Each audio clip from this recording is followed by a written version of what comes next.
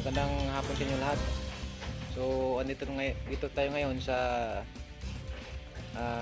isa na namin nating kilala na papagawa. So magpapalit tayo ng drive shaft boot, inner, saka yung outer. So yung drive shaft boot natin guys ay may kaliwa kanan. So ang gagawin lang natin ngayon guys ay yung kaliwa, pero meron siyang inner saka outer. So bali apat kasi yan guys. Bali yung dalawang outer, dalawang inner. So yung gagalawin lang natin ngayon at papalitan lang natin ngayon yung outer ng left side saka yung inner ng left side na drive shaft boot. Yung drive shaft boot guys ay nakikita dun sa gulong. So maiikot yung gulong. So doon yan makikita. So ang tendency niyan guys, pagka sira na yung drive shaft boot, siyempre lalabas yung pinaka grease, yung grasa. So ang tendency pag lumiko siya ng usually pag lumiko ka ng kaliwa tapos bigla kang kakanan, so may naiwan siyang tunog para knocking sound. So tok tok tok tok tok tok, para siyang knocking sound, yung parang kumakatok ng pinto. So yun guys ang pinaka tunog niyan. So kung makikita nyo, kung mapansin nyo guys, pag ganun yung tunog, usually ang sira niyan yung drive shaft boot na wala na yung grasa. So andito ngayon para tanggalin at palitan yon. So guys, papakita ko sa inyo mamaya kung paano tanggalin yon at kung paano palitan.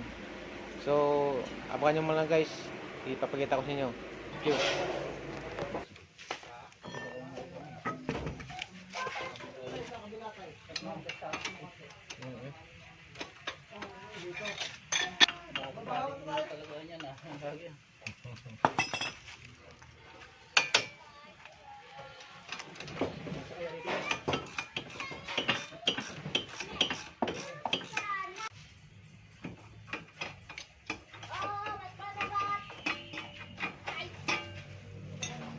So guys, ito po yung drive shaft boot, drive shaft assembly.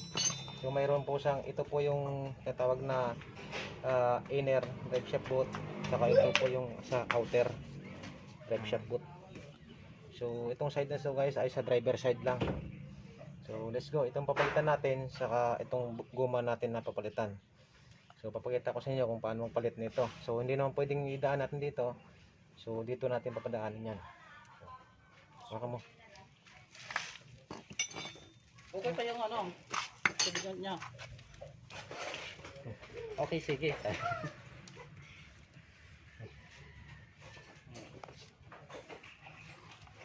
Diba? So yan guys, ito dito natin sa papadaanin. So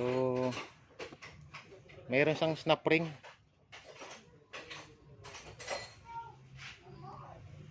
Mayroon siyang snap ring dito.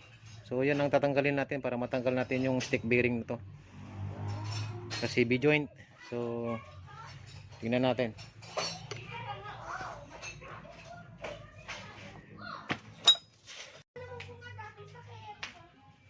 So yun guys, pag hindi mo tinanggal yung pinaka stick bearing nito guys, hindi mo mapapalabas yung drive shaft. So kasi dito yan kasi sa sa taas stick bearing ko, yung kailangan mo muna matanggal to, yung pinaka stick bearing nya, bago matanggal yung pinaka boot. So yan po yung pag niyan, procedure. Tapos kabila naman ganun din.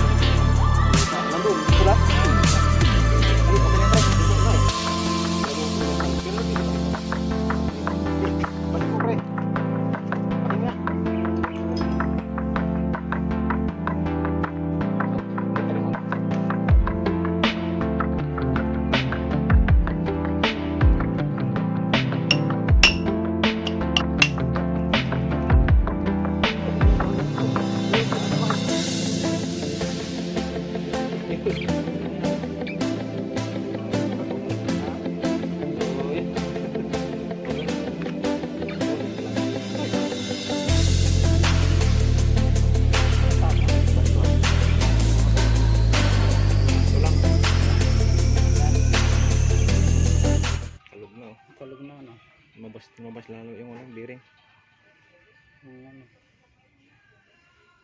Sasabit na yun dito pag lumiko ka, gagawin to eh. So guys, ito yung outer boot. So ito pa yung bago. Kita ba? So guys, yung hugis niya bilog. So kung makita nyo, kung mapapansin nyo guys, yung hugis nung outer saka sa inner magkaiba po yung CB joint. So yung CB joint mayroon yan ABS sensor. Tinatawag na anti-brake system. May sensor po siya kasi nasa gulong po yan, side. So at least dito sa inner side, so nasa transmission to guys nakakabit. So yan po yung sa oil seal nasa loob no sa transmission. So ito naman yung boot nya. So kung mapansin nyo mayroon siyang half moon. Yan po, kita ba? So mayroon siyang half moon dito. So yung half moon guys ay tinatawag na yung kurba. Half moon po yung ano diyan. Pag sinabi mo na sa auto supply na half moon siya, so half moon 3 side. Ganun din yan sa sa CB joint niya. Sa inner. So ganyan po siya. Yung half moon niya kahit sa tama dito. So yan. So tama po yung nabilang pyesa. Let's go, kakabit na natin.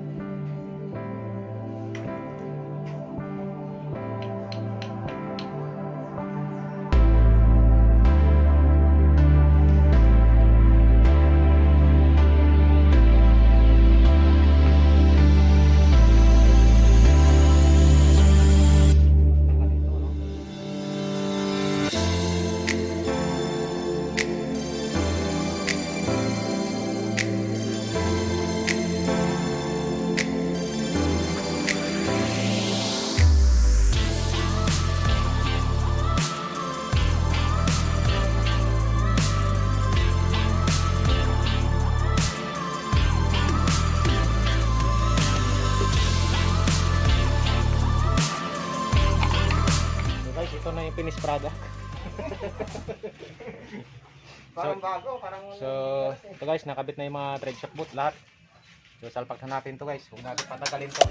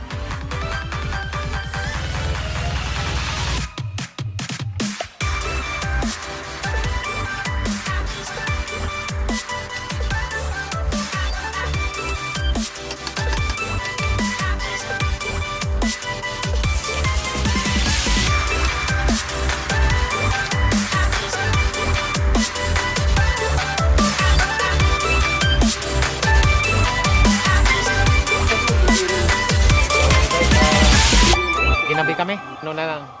Higpitan na lang po yung gulong. At nabutan na kami ng hating gabi. anong oras na? 6 o'clock. 7:20. 7:20 guys. So overtime talaga nangyari. So sana maging okay lahat. So ang ginawa namin dito guys ay palit ng drive shaft boot, tapos caliper pin, fix. Baba mo na pre. Engine support. So yan yung mga tropa. Pasok. Pagod na si Master Kunte, pahinga lang. Tropa mo na. Dapat mo na pre. Dapat na yung dalawa. Okay. So guys, mamaya abangan nyo, mag-road test namin. So guys, nakalak na. Road test na natin guys. So yun. Road test natin guys. Bali tingnan natin yung thread shop na kinabit natin kung mawala na ba yung tunog guys. Ba natin. Naabutan na tayo ng dilim guys, pero carry pa rin natin yan. Don't worry. Hawakan mo pre. Ganyan, ganyan. Hawakan mo dito yung tunog.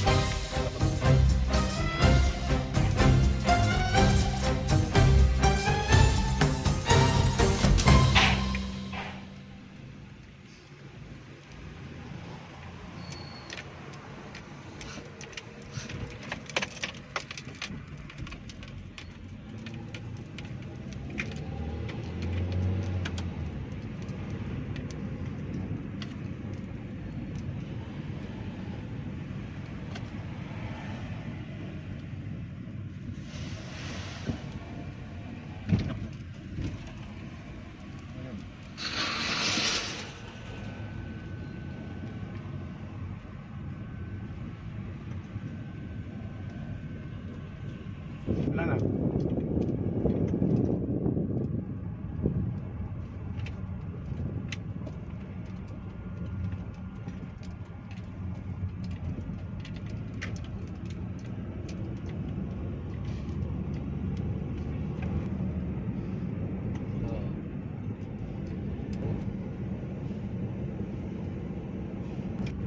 Push mo lang.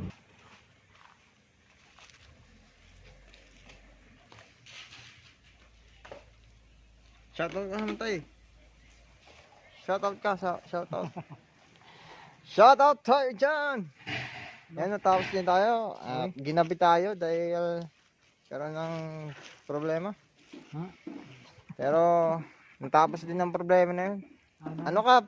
Ano masasabi mo yung sa ginawa nating buong magdamag? Inabot tayo ng gabi. Tagay lang. Tangi lang tayo.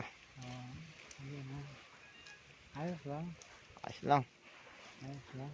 Nandito pala si Paring Lando sa ating gawing kanan. Medyo napagod kami pero hindi halata. Hindi rin halatang nadumihan dahil nakapagpalit na kami ng pang itaas. Okay, shout out. Ito na po sila. Nag-road test sila at feeling ko ay okay naman lahat. Okay, andito na. Ayan po si Ronron, napagod. Sakto lang. Oo. Walang gana ni Ron eh. Dahil sa pagod, nawala ng gana eh. Walang gana. Walang mayo. Nagpasikap.